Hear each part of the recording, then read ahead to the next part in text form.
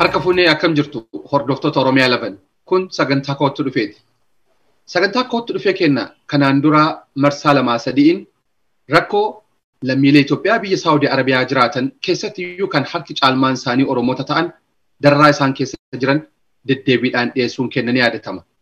Sagantaalee kanaan dura lammiilee biyya Saawudii Arabiyaa jiran wajjin haasa'aatiin turreen kanneen mana hidhaa jiran waggaa tokko hanga waggaa lamaa olii kanneen hidhamanii darramaatiin jiran gama biyyaas hin argamin achittis haqan argatin akka jiran kanneen ragaa yookaan ammoo hayyama jireenyaa qabanis manni cabee karaatti adamfamaniitiin akka hidhamaniitiin biyyaa baafamaa jiranii fi hanga lammummaan isaanii namoonni isaanii bira darbeetiin kabaja dhabanitti rakkoon guddaan isaanii raga'aatiin turuu himataniitiin jiru. Dhimma kana maali? Rakkooleen yookaan ammoo sababni kanan hunda geessisuudhaa danda'e ilaalchi gama diploomasiitii fi siyaasaatiin dhiibbaan inni geessaatiin jiru hoo maali kan jedhuuf nam tokko affeeranneetiin jirra. Obbo Muusaa Sheekooti. Obbo Muusaa Sheekoo dhimma gaanfa Afrikaatii fi giddugala biyyaati yookaan ammoo Middle Eastiitti xiinxalaa siyaasaati.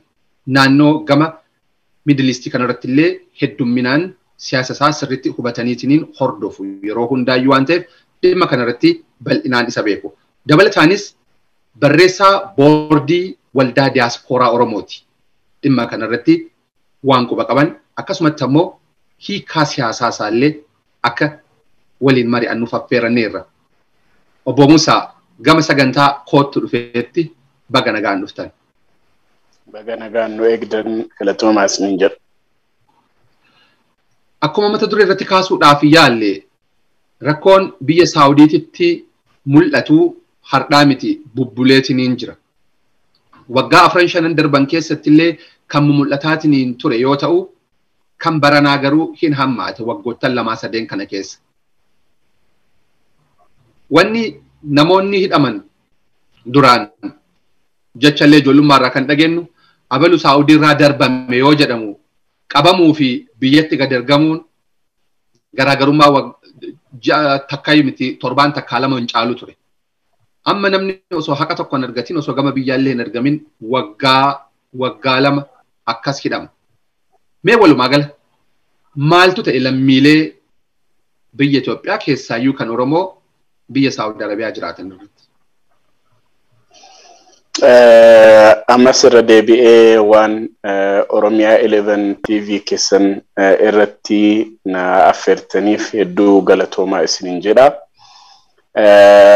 Dhimmi lammiilee Itoophiyaa biyya Saawud Arabiyaa keessa jiraatan rakkoo yeroo dheeraa irraa dhufe tahee wal qabatullee tibbana kana kara ji'oota 2-3-4-5 naannoo kana keessatti haala cimaa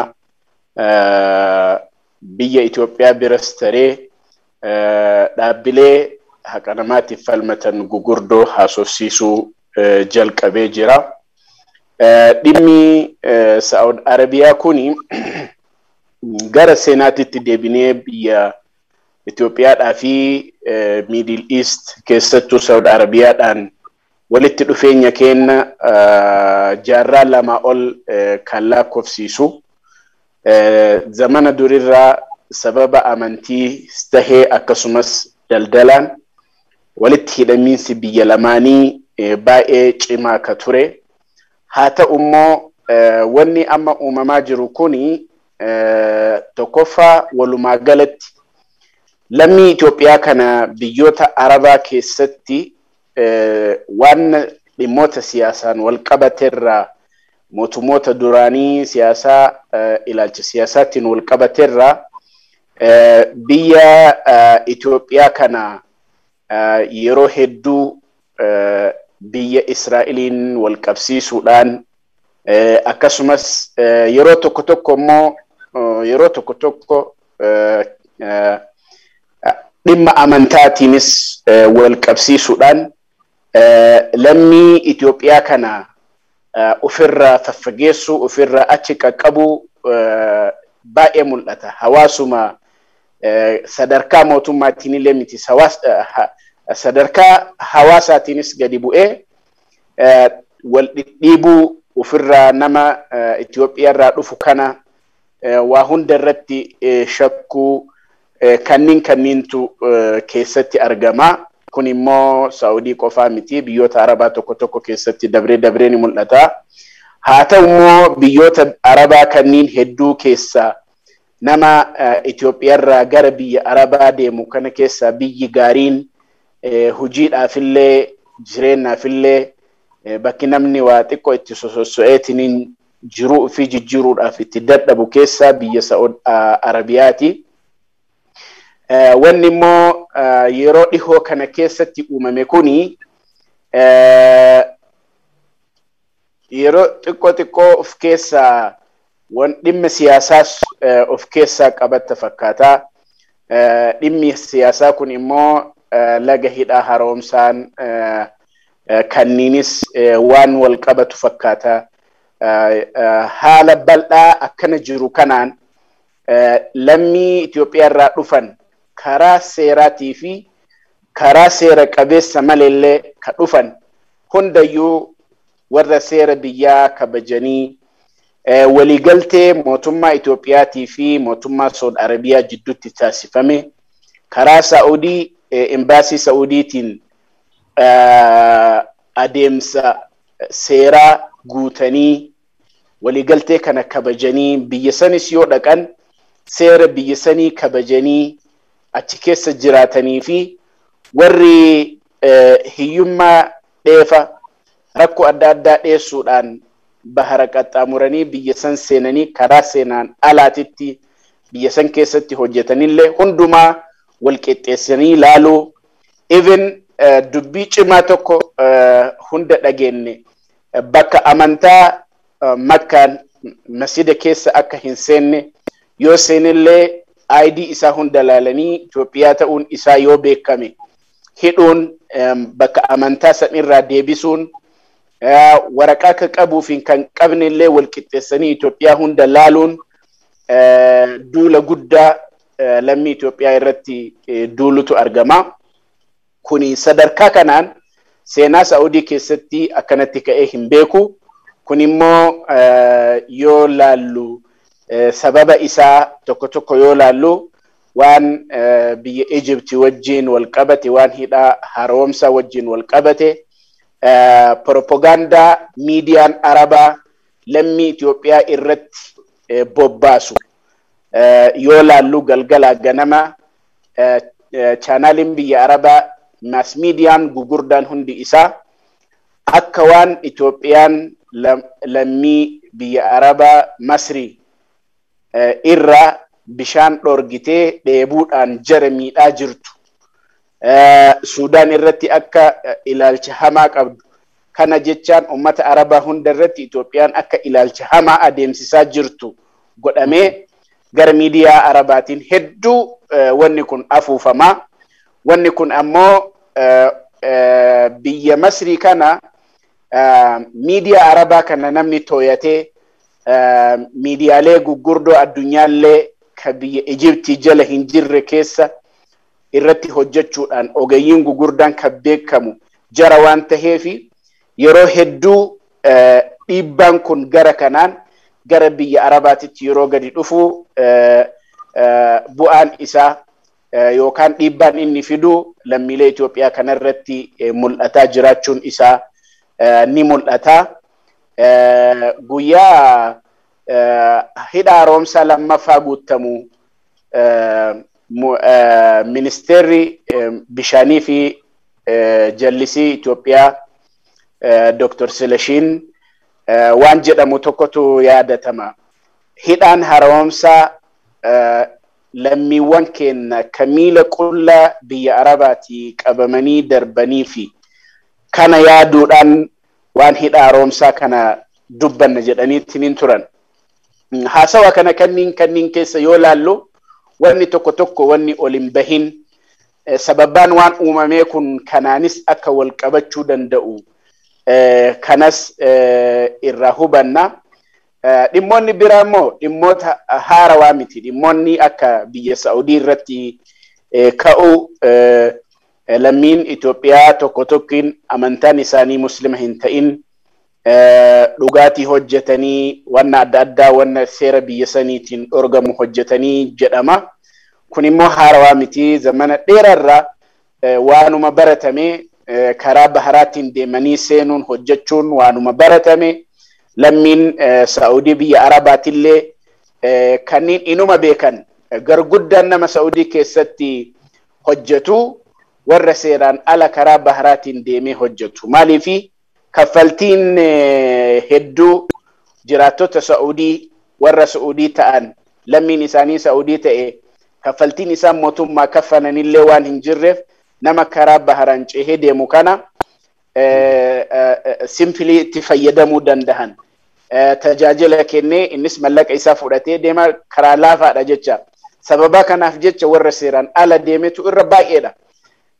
Kanuma wajjin immoo kana dura nama seeraan ala biyya seene jedhamee yookaan wanna biyya sanitti dhoorgaadha seera biyya Saa'udiitiin dhoorgaadha hojjetame jedhamee dhiibbaan haga nagahu lammiiwwan keenya irra gahee hin beeku. Amma immoo akkuma namni hundinuu beeku gara 46,000 qabee gara 50,000tiif ka deemu lammiileen Itoophiyaa biyya isaanii galuun ni yaadatama. Ammas immoo sandarani parsantii 20% irraa hin hir'anne ka achi hafeetu caala. Ammas immoo ka mana hidhaa yeroo kana jirullee sandaran 50,000 kana waan caalutu mana hidhaa keessatti argama. Waggoota lamaan taree kana yeroo tokko waggaa lamaan har'aa moo sadiin har'aa namni hunduu ni yaadata. Magaalaa Riyaad keessatti walitti bu'iinsi cimaan uumamee ture. Walitti bu'iinsa cimaa kanaan booda mootummaan Saa'udii tarmii yeroo dheeraallee haa ta'ullee yaadni inni saniin booda ilaalchi inni saniin booda lammii Itoophiyaa irratti kaayaa dhufe dhiibbaan inni godhaa dhufe hammaataa dhufe gari immoo ammaa kuni seensi siyaasaa of keessaa qaba. Waan kana immoo seensi mallattoo siyaasaa waan of keessaa qabu kana akka yakka namni dhuunfaa dalagee sababaa inni yakka dalage kanaa fi dhiibbaan irratti godhameetti laalamu hin qabu jechaadha. Sadarkaa biyyaatittillee sadarkaa mootummaatittillee waldaalee waan kanarra hojjetanis tahe waldaalee addunyaatittillee beeksisuudhaan tahe cal'isamee akkanatti laalamuun sirriidha miti. Namni 46,000 namni 50,000 yeroo biyyi keenya haala itti jirtu namni hundinuu ni beeka. Yeroo kana keessatti lammiilee kanneen warra seeraan ala jiruu fi warra seeraan deemillee walitti qabameetiniin yeroo wanni kun hojjetamu miidhaan biyyarra gaha, qabeenya biyya irra miidhaa gaha, namoota kanneen irra miidhaa gugurdatu gaha. Namni mana hidhaatitti du'uun, daa'imni beela'ee du'uun waan addunyaan cal'isuu qabdu miti. Kun immoo irratti dhaabatu addunyaa sochoosuu ka qabu nuhi lammii Itoophiyaati. Warra biyya alaa jirru diyaaspooraan kanarratti parsanaalii akka waldaatitti akka deeskiin diyaasporaa sadarkaa mootummaa naannoo Oromiyaatti jira, mootummaa federaalaatitti jira, naannolee Itoophiyaa keessa jiran warri kibbaa jira, warri Sumaalee jira. Kuni hundi isaa waldaalee adda addaatu jira. Kuni hundi isaa u'uu jedhee lammiilee kanaaf gadi bahee hojjechuu qabaa ka jedhu dubbachuu barbaade. Yaa ulfaadhu galatoomii obbo Musaa. Qabxii eessaa dhuftee hariiroo Itoophiyaatii fi Saawud Arabiyaa akkasumatti ammoo akkamiin akka rakkoon kun hammaataatiin dhufe akka gaariitti akka ifa ta'utti nu kaastan ulfaadhaa galatooma. Amma rakkooleen duraan jiru wal ceemuu yookaan immoo walirraa qoolleeffachuudha ture. Inni immoo cabsee bahee amma haga jibbaa amma warri achi jiran kan himatan nama lama wal bira deemu. Waraqaa eenyummaa isaa laalanii tokko Eertiraa tokko Itoophiyaa yoo ta'e ka Eertiraa gadhiisanii ka Itoophiyaa qabanii hidhanii. Tokko Eertiraa tokko Itoophiyaa tokko Suudaanii yoo ta'e ka Suudaanii gadhiisanii ka Itoophiyaa qabanii deemanii. Wanni xiyyeeffate Itoophiyummaa irratti kan jedhudha. Kana jechuun fakkeenyaaf rakkoolee reefu kaaftan keessaa tokko rakkoo wantoota biyya sanitti hin hayyamamne gurguru sochoosuu fakkeenyaaf waan akka dhugaatii alkoolii waan akka jimaa waan garagara bira dabree ashishillee kanneen sochoosan jiru jedhaman kaasaniitiin hin jiru namoonni marii waliin taasifne garuu immoo dhimma kana fakkeenyaaf lammiilee Itoophiyaa caala lammiilee biyya biraatu godhaayyuu jedhan fakkeenyaaf kaka'aatiin hin ture lammiileen Eertiraa heddumminaan dhimma kanarratti hin bobba'uu jedhan garuu rakkoon kun amma seera kabachiisuudha moo jibbaadha addatti baafnee yoo ilaalle. Tokkoffaa ammas irra deebi'ee qabxii kana kaasa rakkoon siyaasaa jiraachuun isaa hin shakkamaa akkuma jalqaba irratti kaasisan waan hidhaa haaromsaa wajjin wal qabatee rakkoon siyaasaa jiraachuun dhiibbaa lammiilee Itoophiyaa irratti godhuun fakkeenyaaf wanna hidhaa haaromsaa kana wal qabatee miidiyaa afaan Arabaatiin hojjetan gugurdaa irratti warri baheetiin yeroo ammaa biyya keessas ta'ee biyya alaatti dubbataa jiru hedduun isaanii ijoollee biyya Arabaatti guddatanii biyya Arabaatti baratanii yookaan ammoo afaan Arabiffaa beekanii wanni kuni walitti hidhata waan qabuu fi dubbii hidhaa haaromsaa kana akkaataan Egypt promote itti goote nageenya biyya Arabaa balleessuudhaaf ka jedhamuuni kasaati 24 irratti hojjetamaa jiru.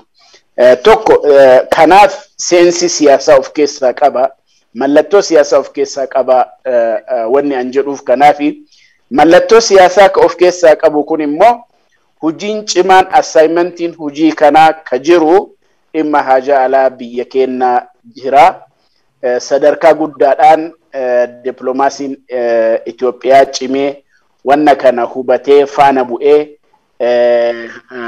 mirga dhala namaa seera addunyaa irra jiru namoonni karaa seeraatiin deemanii waliigalteedhaan seera biyya sanii kabajuudhaan seera biyya keenyaallee kabajuudhaan wanni hundi isaanii daataan isaanii ka beekamu namoota tahan mirgi isaanii akkamitti akka kabajamuu qabu ka jedhu gadi fageenyaan qunsulaa fi akkasumas sadarkaa olaanaa ambaasaddarootaatiin baay'ee irratti hojjetamuu qaba jechaadha dhimma lammiitii irratti kuni dhimma siyaasaati. Kalammataa immoo dhimma seera biyya sanii kabachiisu ka jedhamu seera biyya sanii kabachiisu ka jedhamu jalqaba irratti dubbadhee jira. Durumaanillee namni seera biyya sanii cabse Itoophiyaa qofa osoo hin taane namni hundinuu to'annaa jala hin oolaa gara biyya isaatitti ergamuun yoo barbaachisee ergames ni ergama yoo mana murtii dhiyaatee adabamuun barbaachisee mana sirreessaa turuun kuni hundi isaa ni godhama kun immoo Itoophiyaanota qofa laalu lammiiwwan biyya hundaayyuu waan adda addaa seera biyya saniitiin waan wal faallessu warri hojjetee argamu hedduudha. Garuu immoo Itoophiyaanota irratti kan xiyyeeffate kun jibbaas of keessaa qaba. Jibbaan kun immoo ka dhufu propaganda irraa dhufa. Propagandaan kun ammoo kan afuufamuun karaa miidiyaatiini. Kanaafi kunilleeni wanni inni barbaadu sadarkaa biyyaattis tahee sadarkaa addunyaatti lammiiwwan Itoophiyaa afaan hundaan waan danda'an hundaan dhimma kana dhiibbaadhaan keessattuu yeroo ammaa lolli guddaan sooshaal miidiyaa irra jira naannoo kana garagalfameetiniin dhaabbileen dhala namaa irratti hojjetan akka xiyyeeffannaa itti kennaniitiin ciminaan irratti hojjetan fokasiin isaanii garana akka dhufu irratti hojjechuu barbaachisa.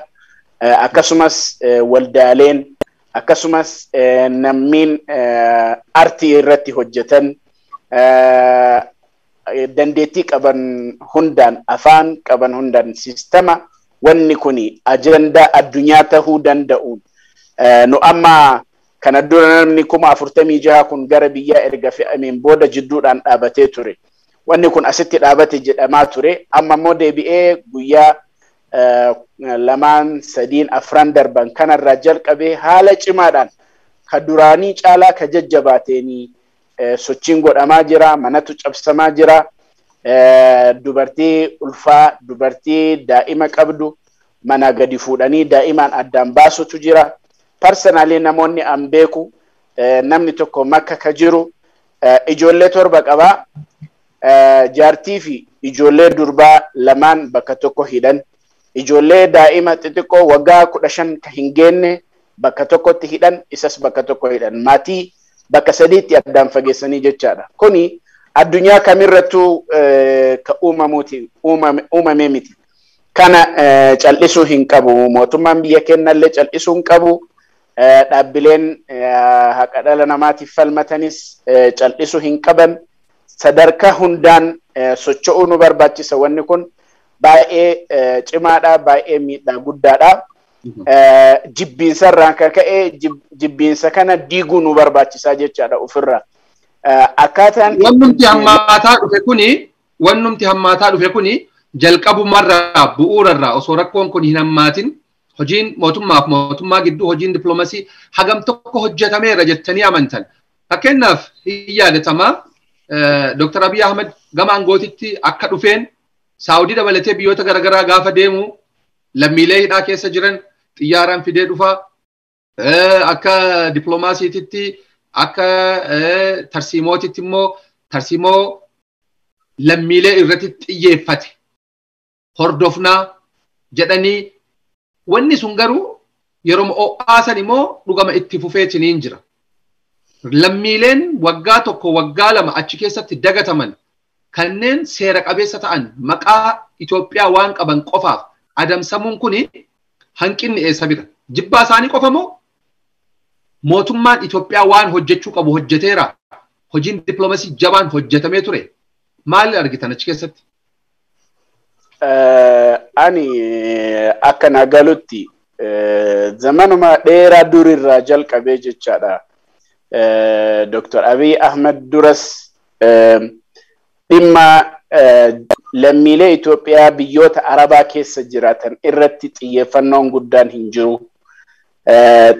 Garuu immoo gara faayidaatiin yoo laallame akka biyyaafis faayidaa buusuu, ummata keenya bira dhaabachuu, even ajandaa tokko tokko waa'ee biyyaa kan ilaalu qarqaarsa misooma keessatti kan ilaalu. Fakkeenyaaf waldoonni akka waldaa misooma Oromiyaa fa'a jiru. Warri garguddaan hirmaattonni garguddaan waldaa kana irratti hirmaatan lammiilee Itoophiyaa biyya Middle East keessa jiran namni hundinuu ni beeka jechaadha. Haa ta'u mootummoonni kana dura dabran lammiilee Itoophiyaa biyya Arabaa keessa jiran kanarratti fookasiin guddaan hin godhamne.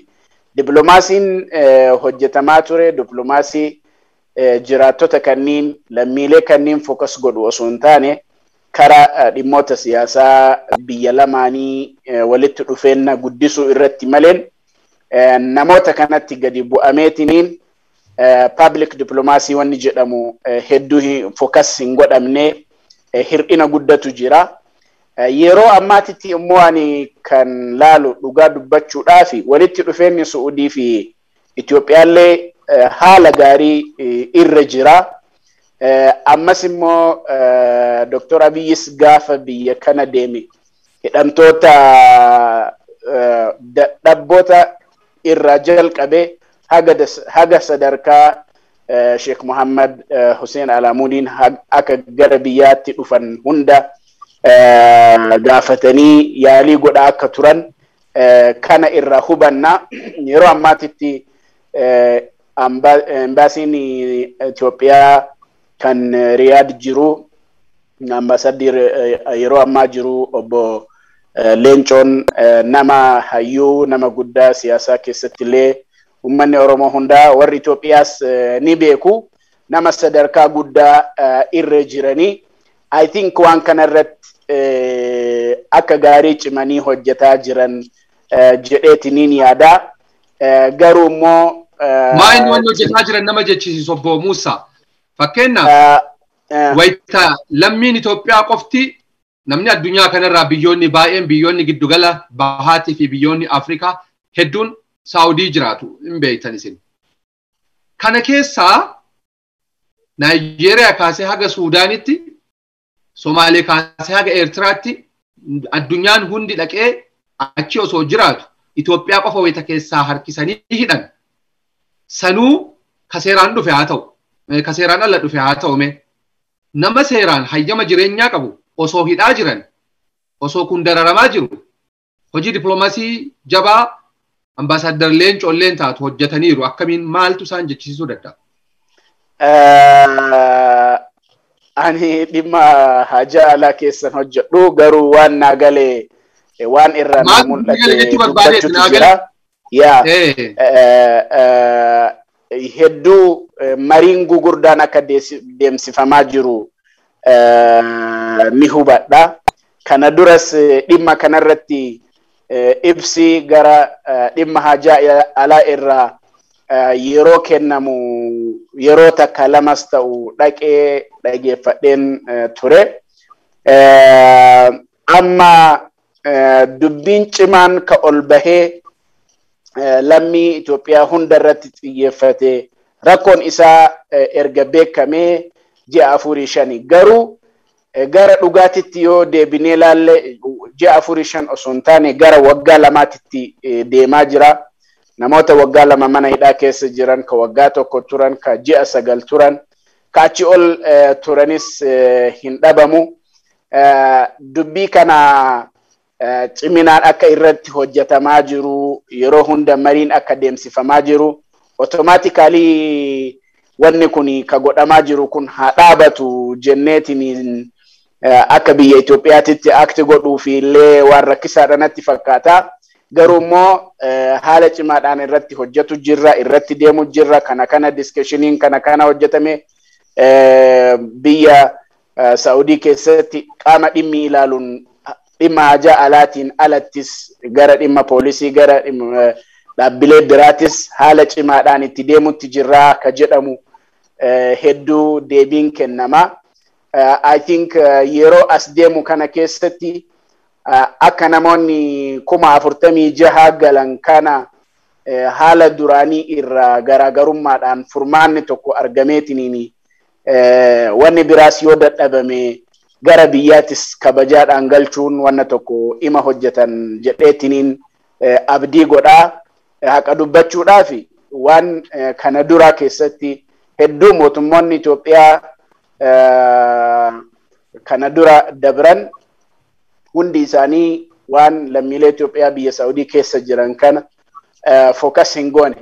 Biyyoonni tokko tokko yeroo biyya Saawud Arabiyaa vizitii adda addaatiif daawwachuuf yeroo deeman sagantaa lammiilee isaanii hunda walitti qabanii itti dubbisaniin mekaanizimii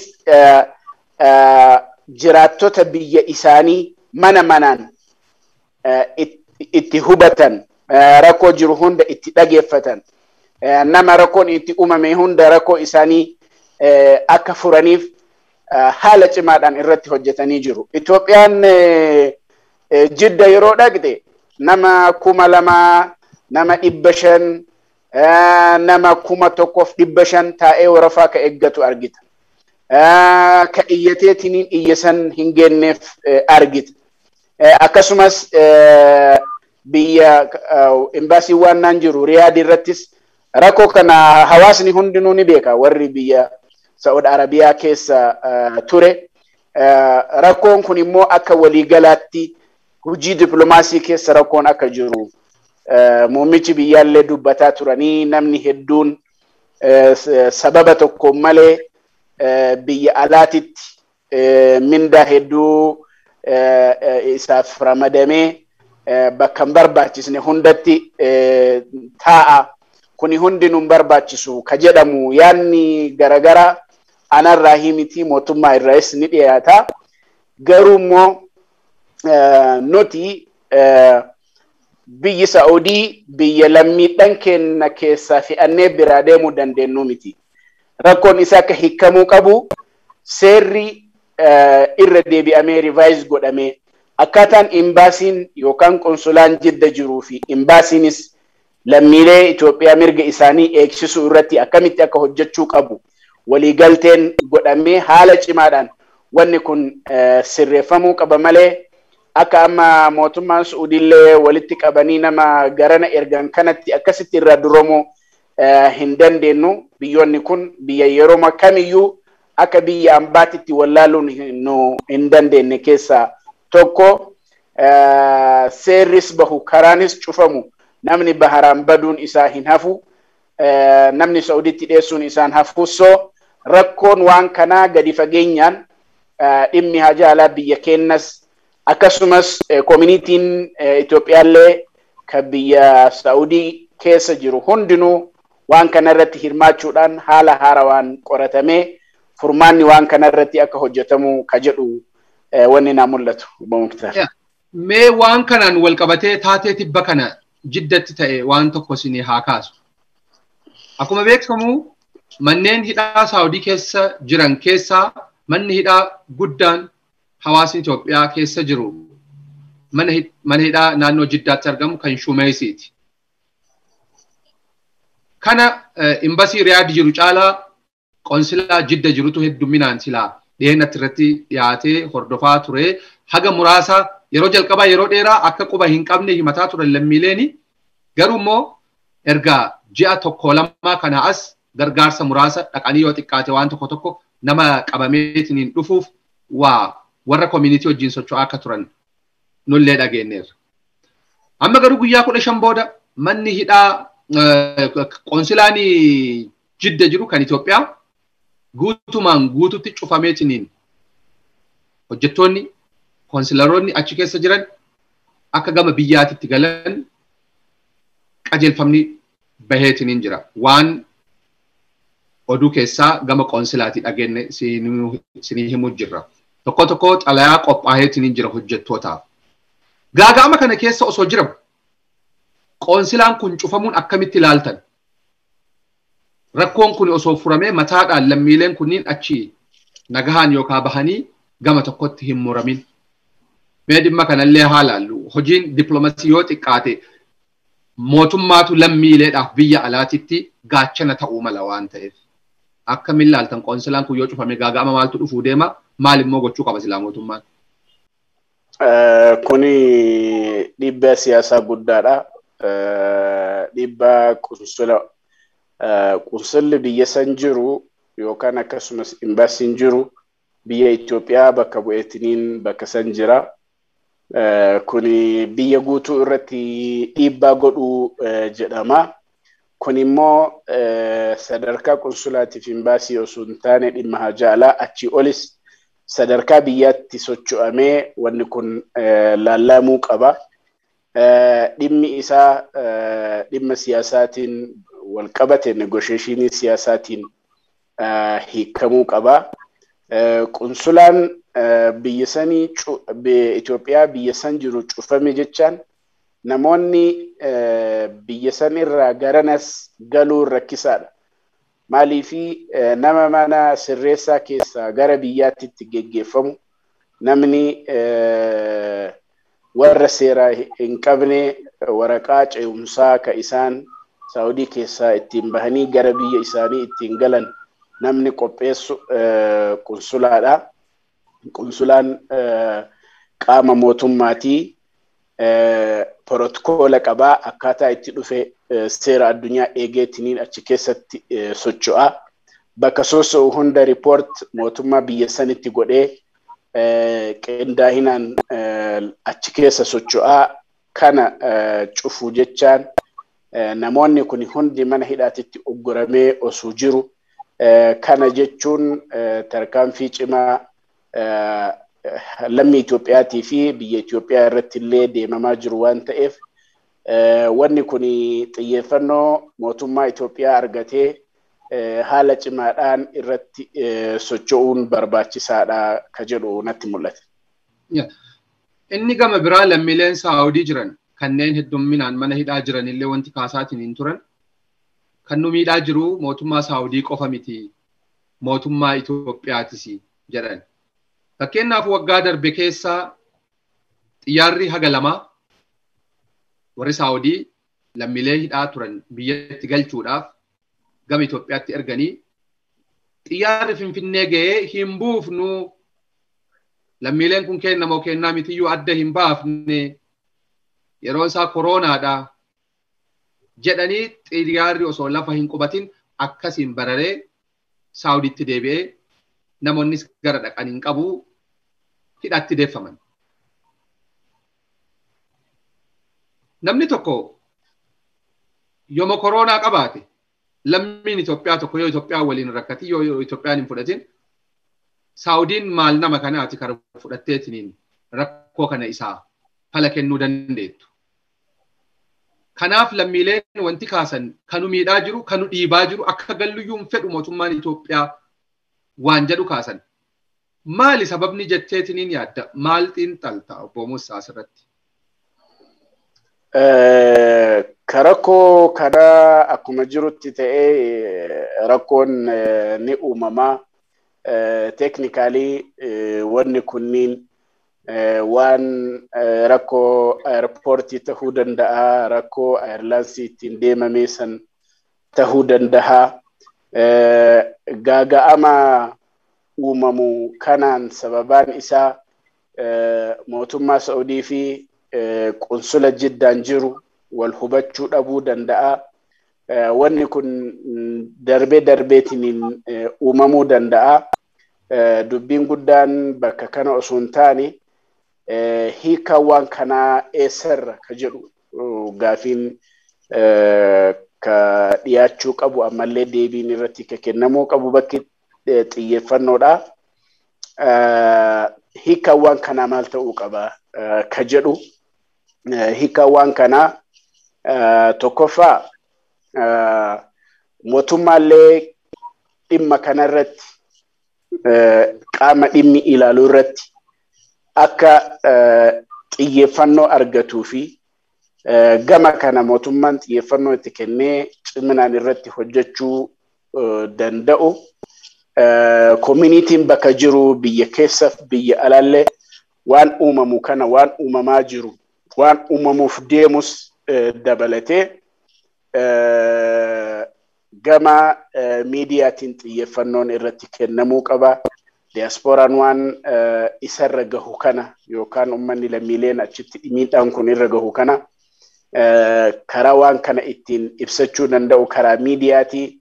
Miidiyaaleen kanarratti fookasii kennuu qabu sooshaal miidiyaadhaan dubbii dhugaa ta'e siyaasaadhaan osoo walitti hin makamne akka addunyaanis dhaabbileen addunyaas dhageettee waan kanarratti xiyyeeffannoo kennuu dandeettu karaa namummaatiin rakkoo ilma namaa irra gahe jechuudhaan waan kana xiyyeeffannoon irratti kennamuu qaba. Yeroo ammaatitti miidiyaan addunyaa irratti decision ka godhu isa murtii ka dabarsu miidiyaadha. Dhimma kana miidiyaaleen karaa miidiyaa kanaas nu daawwataa jiru warri sooshaal miidiyaa irra jiru hundi isaa xiyyeeffannoo kanarratti kennee waan uumamu kana daataan isaa walitti qabamee mana hidhaatti waan uumamu ala keessatti magaalaa keessatti yeroo namoonni kun qabaman miidhaa mana isaanii osoo karaa seeraatiin mana isaanii keessa isaan jiran manni irratti cabee irraa fuudhamanii karaa mana hidhaa geeffaman waan kanniin haga danda'ameen dokumentii tahee gara marsaa sooshaal miidiyaa irratti dhiyaachuun mootummaafis sadarkaa hunda warra jiru xiyyeeffannoon akka kennamu sadarkaa ol aanaa sadarkaa jiddu jireessaan gara hundaan xiyyeeffannoon akka kennamu waan taasisuuf gara kanarratti hojjechuun barbaachisaadha. I think guyyaa kaleessaanatti fakkaata Itoophiyaatti hiriira maratu ture. Imbaasii Saa'udii fuulduratti yaamichatu ture. Hiriirri sun hagam takka haga gahu hin hubanne garuu marsaa sooshaal miidiyaa irratti baay'ee wanni kun sadarkaa Itoophiyaatiin hojjetamutti jira. Kana xiyyeeffannoon bakka kana ta'uu qaba. Mootummaan lammiilee isaa diduun danda'u, deebisuun danda'u. Garuu immoo wanni seera guutuun barbaachisu yoo jiraate, wanni siyaasaadhaan wal tuttuqu keessa yoo jiraate, fakkeenyaaf namoota mana hidhaatti qabamanii achi keessa jiran, daataan isaanii kara qunsulaatiin barreeffamee list pass ka jedhamu kana jira waraqaan kun. Waraqaan kun itti kennamee fi akkasitti osoo hin taane namootuma mana hidhaa keessa jiran qunsula biyya achii bira dabarsanii asitti yoo gadi buusu hin ta'an kunis rakkisaadha. Adeemsa waan rakkoo kun technical problemidha. Kunniin ni mala garuu immoo technical problemiin sun iyyuu uumamuu hin qabu. Wanni inni uumamuuf gaappiin waan jiruufi gaappiin namoota biyya sanitti jiraatan giddugala godhate baay'ee gabaabaa waan ta'eef baay'ee waan hin jirreef kanarratti immoo cimsamee akka dalagamu xiyyeeffannaan akka kennamu abdii kenna. Wanti akka proxy waariiti jechuudha. Wanti akka proxy waariiti jechaadha. Fakkeenyaaf lammiileen kunniin mootummoota wal barbaadu gidduutti lammiileen gidduutti rakkataa jiran hiraaramaa jiran akka jechuuti. Yap, jira kunis seensi siyaasaa kan jechuu yaale kan ibsu yaale jira kanas of keessaa qaba. Kun immoo dhimma kana mootummaa irratti qofa darbamee ilaaluu hin qabu. Namni bakka hunda socho'uu qaba. Namni 46,000 biyya alaatii fe'amee yeroo kanatti biyya yeroo dhufu dhaabbileen qarqaarsaa baay'een jira. NGO'n yeroo ammaa jira. Waldaaleen diiyaaspooraa jiran kuni hundi isaa wal qarqaaree uummata kanarratti hirmaatee akka isaan deebi'anii jiruu isaanii ijaaran. Waan tokko irratti akka leenji'an. Microfinance guddaan iyyuu qabxiisanii. Fakkeenyaaf haga ammaa biyya ga'e 40,000 haga 50,000 ka Saawudiitti hidhaa keessa jiru kan danqamee jiru gar 500 himama. Walumaa gala kun yoo dhufe haalli amma biyyi irra jirtu qaalawiinsi jireenyaa hammaataatiin dhufuu irra deddeebiidhaan himatamaatiin jira. Warri achii dhufu kun immoo warra waa qabatee dhufuu miti warra harka qullaa dhufu. Kalafa jiruu biyyatti hojii hin qabu. Gaaga'amni hawaasummaatii fi diinagdee akkamii dhufuu deema jettanii yaaddan? Maaltu uumama? Wanni uumamu rakkoon baay'ee ka biyya alaa san daran ta'uun ni mala. Garuu immoo xiyyeeffannoo yoo itti kenname hanga tokko rakkoo kana salphisuun ni danda'ama. Akkuma jedhe san waldaaleen dhimma diiyaaspooraa irratti hojjetan sadarkaa federaalaatii fi sadarkaa naannollee akka gaarii yeroo ammaa ijaaramanii jiru. Sadarkaa Oromiyaatittis deeskiin diiyaaspooraa jira. Ka mootummaadhaa jecha. Dhaabbileen ammoo diiyaaspooraa irratti hojjetan miti mootummaan jira. Waajjiraaleen dargaggoo fi ka dubartii ka ijoollee jiran ka mootummaa. Ka inni ijoollee dhimmoota kanarratti warri hojjetu jiran. Warra godaansa seeraan alaa irratti hojjetu sadarkaa gugurdaadhaan warri United Nations jiran. Kunniin hundi isaanii kaka'anii uummata kanarratti xiyyeeffannoo kennanii akka hojjetan kan taasisu gara lamaanii. Tokkoffaa kara miidiyaatiin dhiibbaa uumuu, lammaffaa immoo mootummaan immoo xiyyeeffannoo waan kanarratti kennee kallattii kaahee waldaaleen qarqaarsaa biyya keessatti socho'an ka biyya Itoophiyaatiin alaa dhufanii fi ka Itoophiyaa keessatti hojjetaa jiranillee waan kanarratti xiyyeeffatanii akka hojjetan, namoota kana simatanii leenjii adda addaa akka kennan, liqaa xixiqqoo microfinance waan adda addaa irratti akka gurmeessan kanarratti akka hojjetan xiyyeeffannoon godhamuu qaba. Wanni kun yoo godhame haga tokko wanni kun baay'ee salphatuu danda'a ka jedhu nuti waldaa dhimma kanarratti hojjetu tokko keessa jira. Waan kanarratti muuxannoo guddaadhaa miti. Muuxannoon jiddu jireessa ni jira godinaalee Oromiyaa. Mee walumatti naa deebistanii fakkeenyaaf amma isin waldaa diiyaaspooraa Oromoo boordiilee barreessaadha. Warra Saawudiidha akkanatti galfamaa jiru kana keessaa yoo xiqqaate harki 50-60 ka ta'u Oromoodha. Mana hidhaa keessatti illee namoota dubbisuu yaalleetiin hin jirre. Kanuma biyya gahe 40,000-50,000 kana keessaa yoo xiqqaate 30,000 ka ta'u Oromoo ta'uu danda'a. Maal gootan akka Oromiyaatitti? Hanga ammaatitti rakkoo ammaa kana qofaan wal qabatee osoo hin taane yeroo dheeraa kana dura irraas wal qabatee leenjii adda addaa godinaalee Oromiyaa 3-4 keessatti Jimma irratti, Ciroo irratti akkasumas Dirredawaa fi naannoo sanis qabatee Roobee Baalee irratti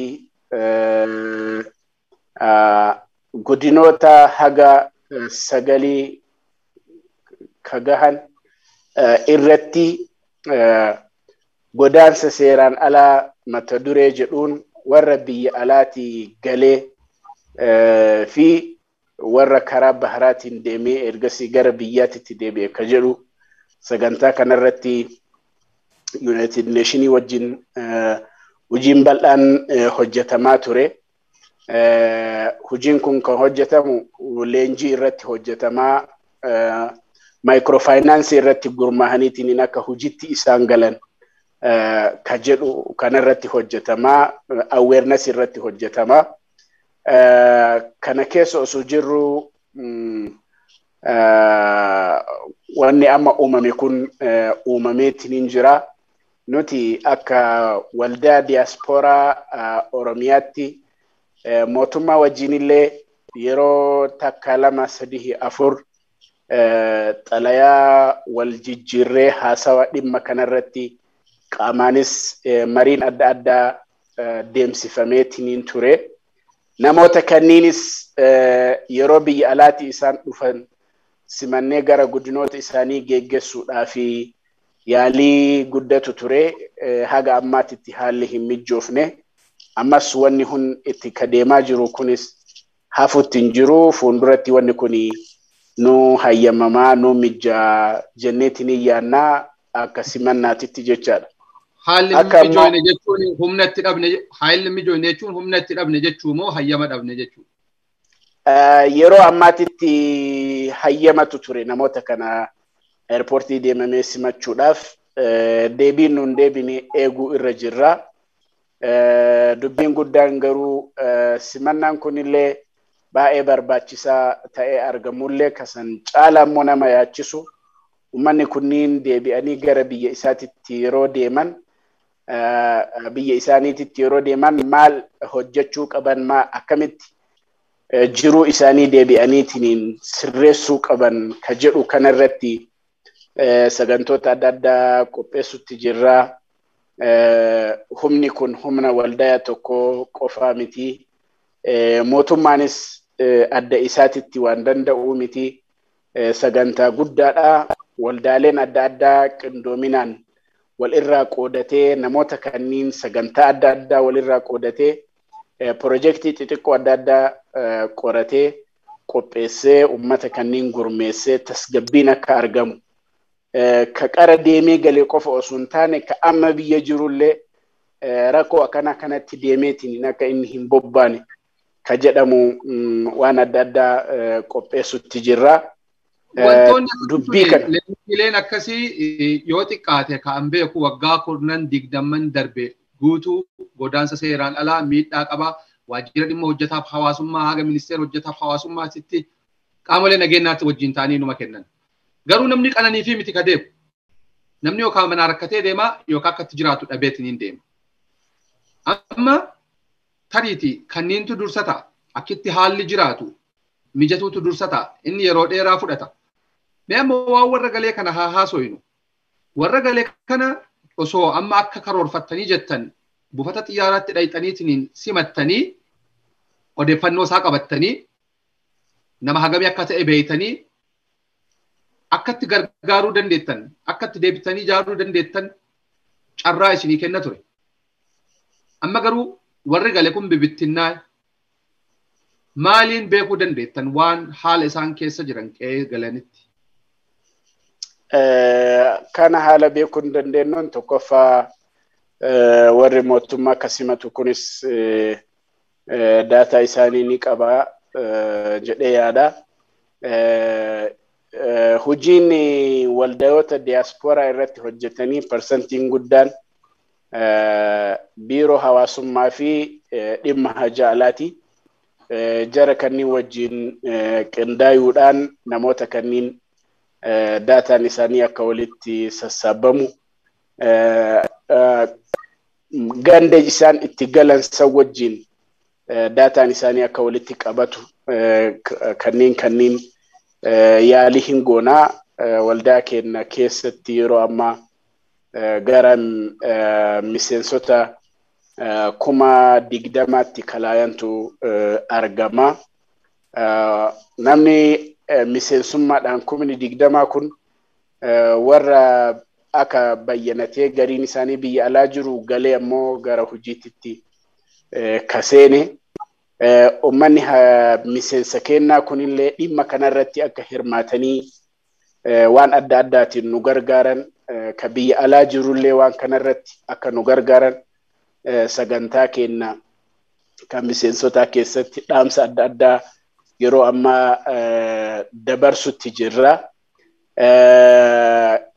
Gara Oromiyaatiin baay'inni nama dhufuu naannoo Oromiyaa waan ta'eef kanarratti yeroo itti aanu namni baay'atee dabalamee humna ol waan ta'uuf qaamni dhimmi ilaalu keessattuu ittisa balaa Oromiyaas dhimmi kun hin laala jedheetiniin yaada.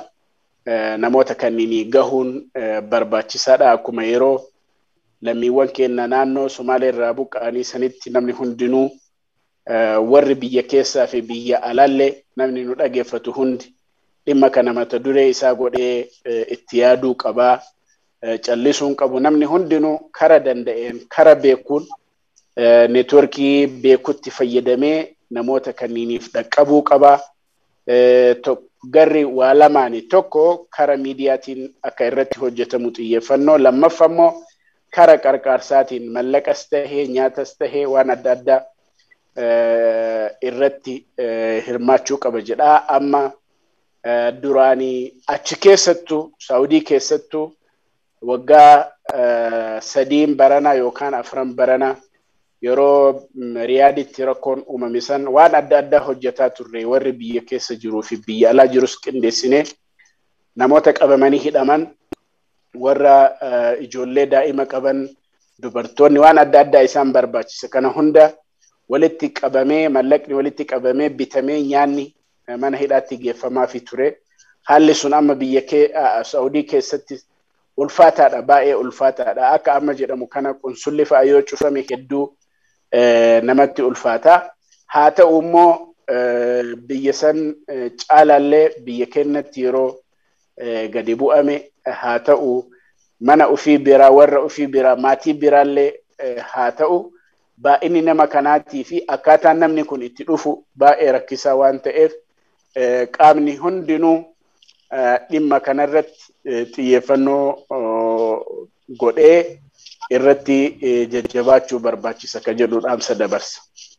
Ulfaadhaa galatooma obbo Muusaa. Dhimmoota gammaa kaafne irratti wanti darbamuu hin qabu yookaan ammoo dhimma kana akka dhaamsaatti waan hin kaasin kaasa jettan waan isin immoo isinii hin kaasin jiraannaan carraa dhumaa isinii kennee sagantaa kana gama goolabuutti deemna. Galatooma hedduu hin jiru. Wanni ani jechuu barbaadu yeroo nafsee namaa tahu siyaasaan hin jiru. Namni baraarameeti eegasi siyaasni ka jiru. Namni biyya alaa jiruu fi biyya keessa jiru yookaan biyyuma keessattuu ta'e yookaan biyya alaatittuu ta'e ilaalchi siyaasaa yookaan yaanni garagara tahuu danda'a. Garuu lubbuu nama baraaruu irratti yeroo tahu hundinuu of duubaa fi akkamii fi akkamitti jechuudhaan maletti ummata keenya gahuu qabna lammiiwwan keenya bira dhaabachuu qabna jedhaa dhaamsa dabarsu kana galatooma. Ulfaadha galatooma obbo Musaa Sheekoo xiinxalaa siyaasaa dhimma giddu gala bahaatii fi gaanfa Afrikaa akkasumas ammoo barreessaa boordii waldaa diyaaspooraa Oromoo dhimma jabaa lammiileen keenya waggoota lamaa oliif irratti dararamaa jiran kana irratti akka xiinxala siyaasaatti illee xiinxala isaa nuu kennitanii akka waldaa diyaaspooraa Oromootti illee waan hojjetamaa jiru waan nu biraan geettaniif ulfaadhaa galatoomaa bulaa horaa fayyaa taasisaniin jedha. Galatoomaa isin galatoomfanne hedduu. Egaan hordoftoota Oromiyaa 11 sagantaan keenya kootti dhufee har'a rakkoo lammiilee Itoophiyaa biyya Saawudiitti argaman waggoota lamaa oliif kanneen mana hidhaa keessatti argaman akkasumas immoo kanneen seera qabeessa ta'anii osoo ragaa jireenyaa qaban achitti dararamaa manni cabee hidhamaa adamfamaa jiranii fi gama biyyaatitti darbatamaatiin jiran kanneen mana hidhaa keessatti illee dararamaa jiran wal qabateetiin xiinxalli dubbeen siyaasaa sababoonni isaa maali jedhuu fi dhiibbaan hegereetti geessuudhaa deemu irratti xiyyeeffannee isiniif dhiyeessine kanumaan goolabameera. Dhimma kanarratti kan dabalataan ilaallu jira. Naannin ammallee qabanneetiin isiniif dhiyaachuudhaaf waadaa gallaa horaa bulaa fayyaa ta'a.